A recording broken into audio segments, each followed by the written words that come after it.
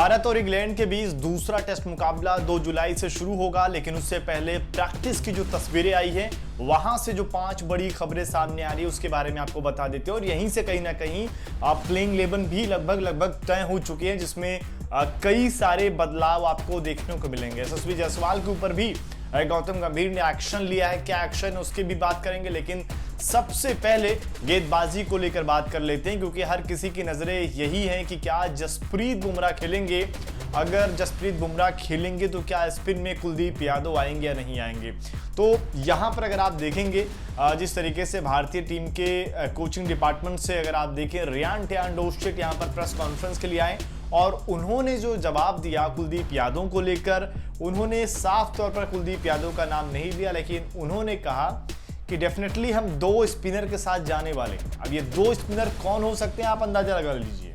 इसके अलावा उन्होंने ये भी कहा कि बुमराह भी फिट हैं खेलने के लिए, लेकिन जो खबरें निकलकर सामने आ रही हैं इंग्लैंड से वो ये है कि जसप्रीत बुमराह दूसरा टेस्ट मुकाबला हो सकता है नहीं खेलें। बहुत कम चांसेस हैं कि यहाँ पर जसप्रीत बुमराह और कुलदीप यादव दोनों इस मुकाबले को खेले, लेकिन हाँ सबसे ज्यादा जो चांसेज है वो ये हैं कि नीतीश कुमार रेड्डी शार्दुल ठाकुर को रिप्लेस करने वाले हैं। और इसके अलावा सिर्फ शार्दुल ठाकुर को ही नहीं बल्कि वॉशिंगटन सुंदर भी टीम का हिस्सा बनने वाले हैं। तो जो संभावित और लगभग तय मानी जा रही प्लेइंग 11 क्या होने वाली है उसके बारे में आपको बता देते हैं। यहाँ पर अगर आप देखेंगे ओपनिंग में हो गए आपके केएल राहुल, यशस्वी जायसवाल, नंबर 3 पर साई सुदर्शन, 4 पर अगर आप देखें तो यहाँ पर कप्तान शुभमन गिल, नंबर 5 पर ऋषभ पंत, नंबर 6 पर नीतीश कुमार रेड्डी, 7 पर अगर आप देखें तो जडेजा, 8 पर अगर आप देखें तो वॉशिंगटन सुंदर। गेंदबाजी में अगर आप देख रहे हैं तो फिर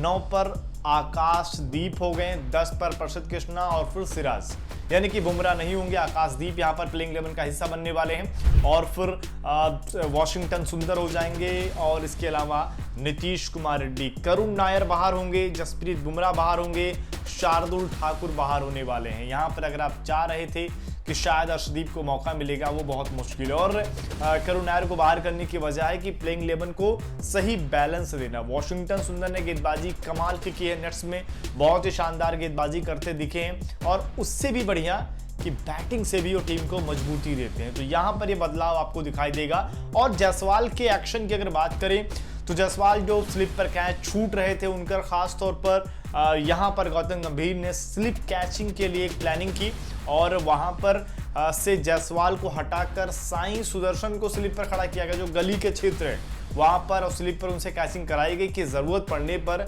जायसवाल नहीं बल्कि साई सुदर्शन आपको स्लिप और गली के क्षेत्र में नजर आने वाले हैं। तो ये एक बड़ी अपडेट है। और उसके अलावा अगर आप देखेंगे तो प्लेइंग 11 में ये 3-4 जो खबरें हैं वो प्लेइंग 11 को लेकर आई हैं, जो बदलाव को लेकर, नई तैयारियों को लेकर, कैसे ऋषभ पंत ने भी बैटिंग को लेकर खास तौर पर ध्यान दिया, अच्छी तैयारी करी है। तो अब देखते हैं कि कितना इन बदलावों के बाद कितना असर पड़ेगा मैच के नतीजों पर। और आपको क्या लगता है कि प्लेइंग 11 में ये सब बदलाव होने वाले हैं या आपके हिसाब से बुमराह खेलेंगे तभी भारत की प्लेइंग 11 बेहतर दिखेगी? कमेंट करके अपना जवाब जरूर दें।